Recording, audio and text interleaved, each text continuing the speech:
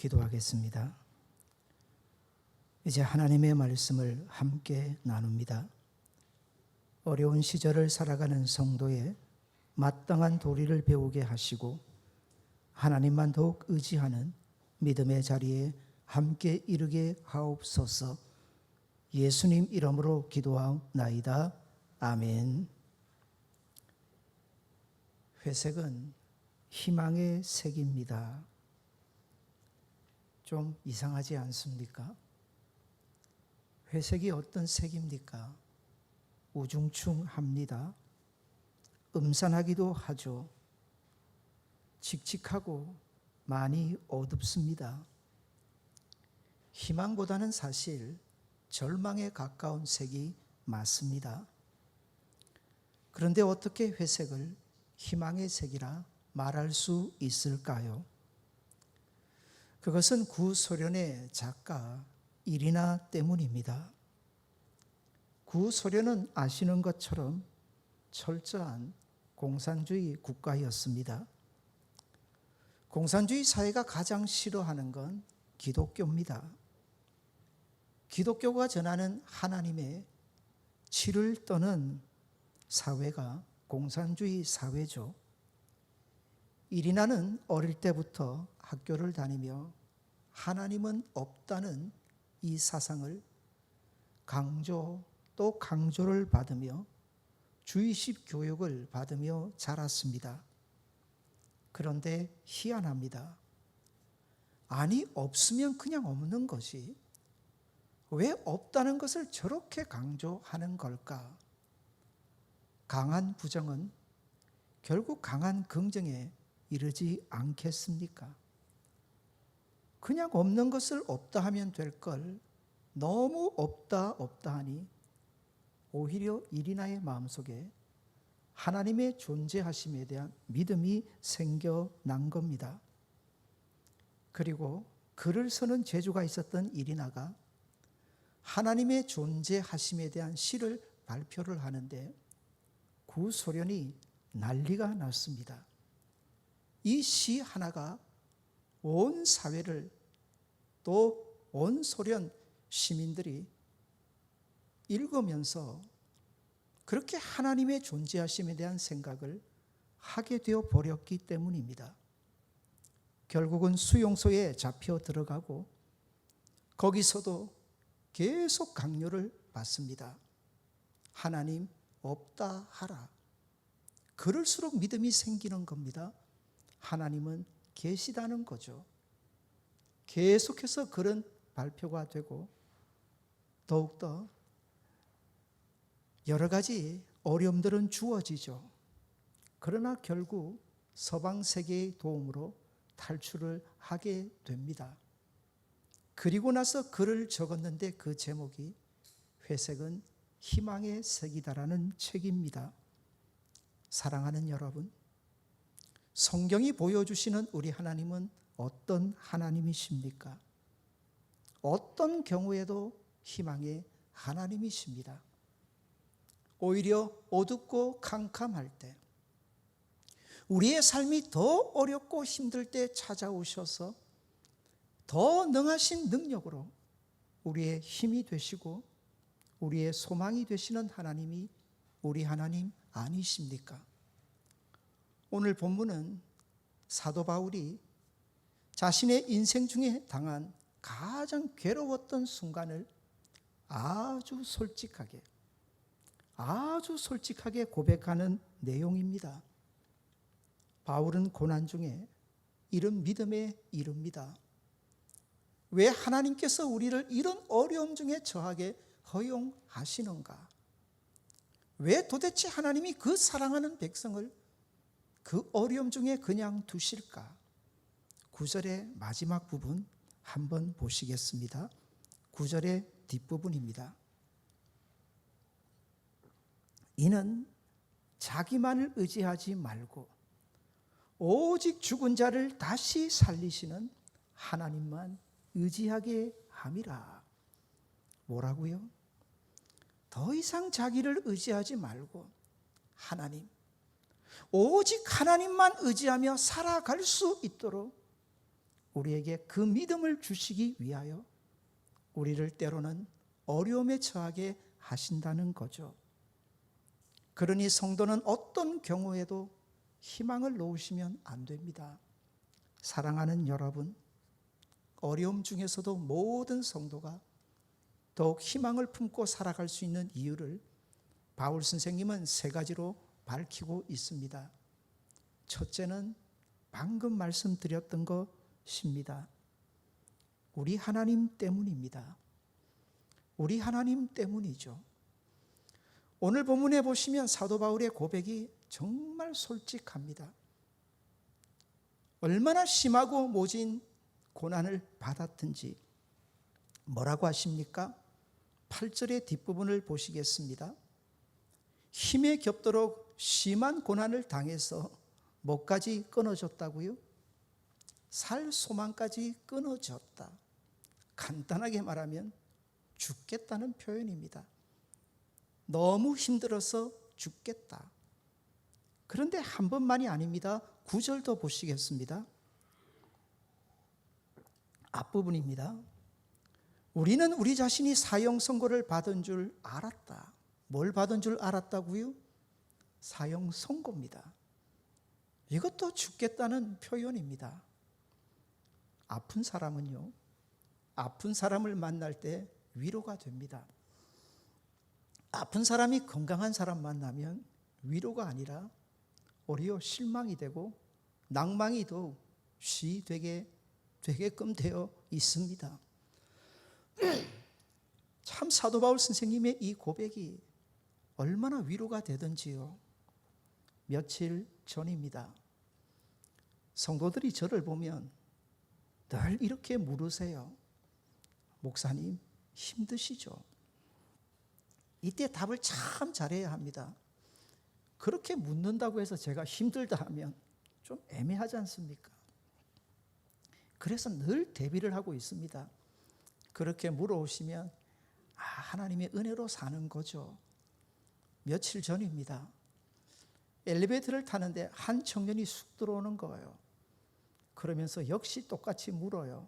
목사님 힘드시죠? 갑자기 엘리베이터에 쑥 들어온지라 제가 준비를 못했어요. 목사님 힘드시죠? 하는데 나도 모르게 아니 죽겠다 이렇게 답을 했습니다. 하고 나서 얼마나 황망하고 미안한지 빨리 다시 만나서 수정을 해야 하겠다. 근데 잘 안 만나져요. 요즘은 코로나19 시절로 해서 교회도 잘 안 오니까. 그리고 말씀을 준비하다가 얼마나 위로가 되든지. 바울 선생님의 얼마나 솔직한 고백입니까? 한 번도 아닙니다. 두 번이다 연거푸 뭐라고 그러십니까? 살 소망까지 끊어졌다. 사형 선고를 받은 줄 알았다. 이거 정리하면 내가 힘들어 죽겠다는 거죠.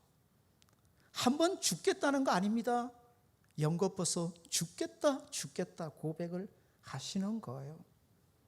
야, 바울 선생님도 사람이네. 우리와 똑같은 인간이네. 나만 힘든 게 아니네. 이분도 이렇게 힘들다 하시네. 일단 위로가 참 많이 되더라고요. 사실 바울 선생님이 지금 실망한 거거든요. 낭망을 했기 때문에 이런 고백이 나오는 거거든요. 곰곰이 말씀을 준비하다 생각을 해봤습니다. 왜 그렇게 실망하신 걸까? 근데 바울 선생님의 고백에 답이 나와요. 왜 하나님께서 우리에게 이런 어려운 시절을 주셨는가? 자기를 의지하지 말고 하나님만 의지하게 하려 하십니다. 이게 바울 선생님 자신의 고백이에요. 우리 잘 알지 않습니까? 하나님의 은혜를 받고 하나님의 능력을 받아 바울 선생님이 잘 나갈 때 진짜 대단했습니다. 그 손수건 한 장만으로도 얼마나 대단한 하나님의 역사들이 마구 일어났는지 아시지 않습니까? 사람은 다 똑같습니다. 이렇게 잘 나가던 시절이면 누구나 누구를 어느 정도는 의지하지 않겠습니까? 누굽니까? 자기죠. 자기의 능력이겠죠. 자기의 권세, 자기의 재주 아니겠습니까? 바울 선생님도 충분히 그랬던 것 같습니다. 그런데 어려운 시절이 오자마자 깨닫게 됩니다. 버릴 것을 버리게 되는 거죠. 자기를 의지하는 그 모든 부분을 버리고 이제 누구만 의지하겠다고요? 하나님만 의지하겠다. 사랑하는 여러분, 여러분에게 묻습니다. 하나님 의지하면서 사십니까? 한 번 더 묻습니다. 하나님만 의지하면서 사십니까? 이거 쉽지 않습니다. 진짜 쉽지 않습니다. 하나님만 의지하며 산다. 그런데 우리는요, 하나님만이 아닙니다. 그 앞에 반드시 붙습니다. 나도 하나님도. 사랑하는 여러분, 요즘 어려운 시절을 만나니 성도들의 입에서도 참 많이 듣는 말이 뭐냐면 실망이라는 단어입니다. 이래서 실망했다, 저래서 실망했다. 이 사람들을 보니 실망이 된다. 이 사회 이런 모습, 이런 꼴을 보니까 실망이 된다. 여러분 물을게요. 왜 성도가 실망할까요? 진짜 하나님만 바라본다면 실망할까요? 가끔 성도들이 저를 찾아와서 어렵죠, 힘들죠, 이유를 모르죠. 하나님은 나를 이처럼 사랑하신다는데 왜 나에게 오늘 이런 어려움이? 그래서 이런 말을 하세요. 하나님에게 실망했습니다. 진짜 하나님에게 실망한 게 맞을까요? 아닙니다. 정확하게 말하면 하나님만 본다면, 하나님만 만난다면 어떤 인생이 실망할 수 있겠냐 하는 거죠. 변화산을 기억하십니까? 제자들이 원래 그 산에서 얼마나 실망한 줄 아십니까? 빨리 예루살렘으로 가야 되는데 자꾸 멀어지고 높은 산으로 자신들 데리고 가는 예수님 바라보면서 실망했지만 하나님이신 예수님을 보자마자 거기에서 어떤 고백이 터집니까? 너무 황홀하고 너무 행복하고 너무 좋은 거예요. 그러면서 여기가 좋사오니, 이게 하나님을 만난 자의 온전한 고백임을 믿습니다. 어렵기 때문에 실망하는 거 아니에요. 오늘의 처지가, 오늘의 상황이, 오늘의 현실이 너무 고달파서 실망하는 게 아니에요. 사실은요, 왜 실망하느냐? 성도가 하나님 아니에요. 나도 모르는 사이에 내가 내 자신을 의지하고 있기 때문에 실망하는 거예요. 바울 선생님의 고백이 바로 그거예요. 더 이상 자기를 의지하지 않고 오직 누구만요? 하나님만 의지할 수 있도록. 사랑하는 여러분, 북한과 같은 사회에서 예수님을 믿는다. 그 믿음은 진짜입니다. 그 믿음은 온전합니다. 그 믿음은 진짜 하나님만 믿는 믿음이에요. 한번 받아서 따라합시다. 지금은 연습 중입니다. 코로나19가 끝나면 다시 어려운 세월 안 올까요? 계속 와요. 하나님 계속 허용하십니다. 왜 허용하실까요? 주님 다시 오는 그날이 어려움 찾아오거든요. 그날에 반드시 고난이 찾아오거든요. 그래서 우리의 믿음을 시험할 거거든요. 알곡과 가라지 나눌 거거든요. 곡식과 쭉정이를 갈라낼 거거든요. 그때도 정말 우리에게 하나님만 바라보는 신앙이 있어야 주님 제대로 만날 수 있는 거거든요. 그래서 지금은 연습 중이에요. 사랑하는 여러분, 어려운 시절은요, 성도에게 오히려 복이 될 수 있어요.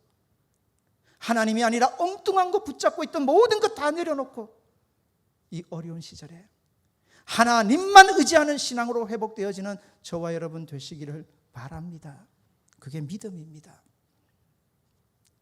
믿음에는 반드시 이 특징이 있어야 합니다. 믿음의 특징이 뭘까요? 그건 순결입니다. 그래서 성경에서 이 믿음을 비유할 때 여러 금속 중에서 금에다가 비유를 합니다. 금이 만들어지는 과정을 잘 알잖아요. 풀무불에 들어갔다 나오고 두들겨 맞고 또 들어갔다 나오면서 두들겨 맞고 그렇게 하면서 순금이 만들어지는 거예요. 그러면서 불순물은 다 빠져나가는 거예요. 하나님이 원하시는 우리의 믿음도 바로 이 믿음인 거예요. 온전히 하나님만을 의지할 수 있는 그 믿음. 사랑하는 여러분, 이런 믿음의 사람들 되시기를 바랍니다. 이런 어려운 때를 통해서 세상에 대해서 너무 실망하지 말고 이 하나님만 붙잡고 희망을 삼을 수 있는 복된 성도들 되시기를 바랍니다. 왜 어려운 시절 중에서도 우리는 희망을 품을 수 있을까요? 바울 선생님의 고백입니다. 지난 세월에 베푸셨던 하나님 은혜 때문이죠. 우리 10절입니다. 10절을 다 같이 한번 읽겠습니다. 10절입니다. 그가 이같이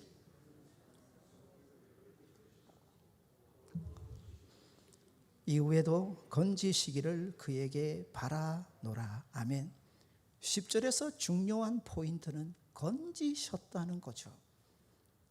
과거의 고난과 아픔과 사망의 큰 고통에서 이미 나를 하나님이 건지셨다는 겁니다. 여러분, 하나님께서 어려움 중에 있는 성도를 도울 수 있는 유일한 방법, 하나님의 말씀인 줄 믿습니다. 말씀이에요. 하나님은 성도들에게 어떤 힘을, 어떤 권세를, 어떤 능력을 무엇으로 주냐? 하나님의 말씀인 줄 믿습니다. 그런데 가만히 보세요. 성경 66권을 가만히 보세요. 과거 우리 믿음의 선배들이 만났던 하나님 얘기 아니던가요? 이스라엘 백성이 참 어렵고 힘든 시절이 되면 하나님은 찾아오셔서 선지자들을 통해 그 백성들에게 이렇게 가르쳐 주셨습니다. 너희 조상 아브라함의 하나님, 이삭의 하나님, 야곱의 하나님을 기억하라. 너희 조상 아브라함과 이삭과 야곱의 하나님, 그들과 함께 하셨고 그들에게 은혜 베푸셨고 그들에게 능력 주셨고 그들에게 주셨던 말씀을 마침내 현실로 만들어내셨던 그 하나님을 기억하라는 거였습니다. 사랑하는 여러분, 성경에 나오는 하나님은 다 과거에 우리 믿음의 선배들이 만났던 하나님이십니다. 그런데 놀라운 사실은 성경이 가르쳐 주는데 이 하나님은 신실하십니다. 이 하나님은 변함이 없으십니다. 이 하나님은 동일하신 하나님이신 줄 믿습니다. 어제도 오늘도 내일도 언제나 한결같으신 하나님이심을 믿으시기를 바랍니다.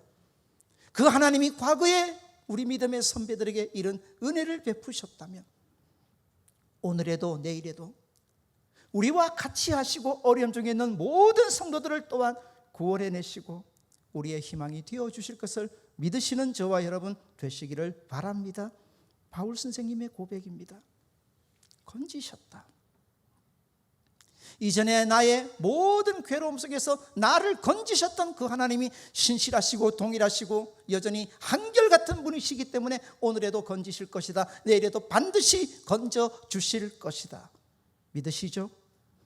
우리 이 하나님 붙잡고 이 어려운 시절을 더욱 믿음으로 살아가는 복이 저와 여러분에게 있기를 바랍니다. 그렇습니다. 그래서 말씀은 우리의 힘이에요. 말씀은 우리의 권세예요. 아무리 여러분 세상 바라보세요. 하나님 보이는지 성경으로 돌아가셔야 돼요.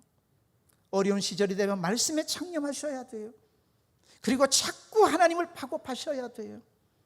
그리고 사도 바울 선생님이 만나셨던 이 하나님 또한 만나는 은혜가 우리에게 있기를 원합니다. 셋째입니다. 왜 어려움 중에서도 우리는 오늘의 희망을 품고 살아갈 수 있을까요? 여러분에게 물을게요. 문제 있습니까? 개인적으로 어려움들이 참 많으실 텐데 문제 있습니까? 답을 정확하게 합시다. 성도에게 문제는 없습니다. 있다면 기도 제목만 있습니다. 성도에게 문제는 없습니다. 성도에게 존재하는 것은 무엇뿐이라고요? 기도 제목입니다. 바울 선생님은 압니다. 자신을 과거에 만나주셨던 하나님을 압니다. 오늘에도 자신의 도움이 되고 내일에도 자신의 도움이 되실 하나님을 알기에 바울 선생님이 결국 이르는 곳은 어디입니까? 기도의 자리입니다. 함께 기도하자는 겁니다. 11절 우리 다 같이 읽겠습니다. 한 번 더 읽겠습니다. 읽겠습니다. 시작. 너희도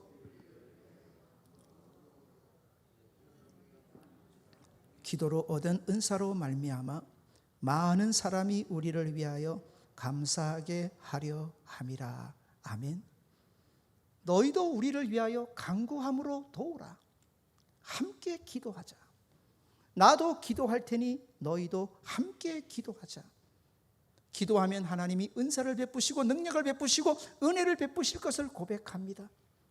그리고 마침내 하나님이 은혜 베푸시는 그날에 우리 모두 그 하나님 앞에 감사하게 하기 위함이다. 사랑하는 여러분, 코로나19는 곧 끝이 납니다. 끝이 납니다. 하나님의 은혜로 끝맺음하게 될 줄 믿습니다. 그런데 그때입니다. 바로 그때 정말 우리가 하나님께 모든 감사를 돌릴까요? 우리가 모든 영광을 하나님께 돌려드릴 수 있을까요? 하나님이 하셨다, 하나님이 우리를 도우셨다, 하나님이 우리를 지켜주셨다라고 고백할 수 있는 저와 여러분 되시기를 바랍니다. 근데 오늘에 기도하지 않는데, 오늘에 그 하나님을 붙잡지 않는데, 오늘에 그 하나님만을 바라보지 않는데 그날에 우리에게 이런 믿음의 고백이 과연 나올 수 있겠느냐? 사랑하는 여러분, 기도한 자만이 압니다. 기도하지 않고 하나님이 도우셨다, 기도하지 않고 하나님이 우리의 힘이 되셨다, 기도하지 않고 하나님이 우리에게 은혜 베푸셨다는 고백이 도대체 어디에서 나올 수 있겠어요? 이런 말이 있죠. 종은 울릴 때까지 종이 아니다. 노래는 부를 때까지 노래가 아니다. 사랑은 사랑할 때까지 사랑이 아니다. 똑같습니다. 믿음은요, 기도할 때까지 믿음 아닙니다. 사랑하는 여러분, 바울 선생님이 만난 하나님이 어떤 하나님이십니까? 자기를 의지하지 않고 죽은 자를 다시 살리시는 하나님만 의지하게 하려 하십니다. 묻습니다. 죽은 자도 살리시는 하나님을 믿으십니까? 그 하나님을 믿는다면, 그 하나님을 의지한다면, 그 하나님을 바라보는 성도라면 어느 자리에 이르시겠습니까?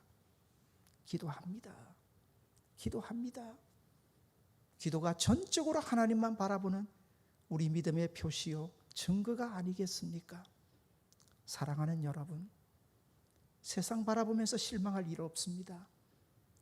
실망할 시간이 어디 있습니까?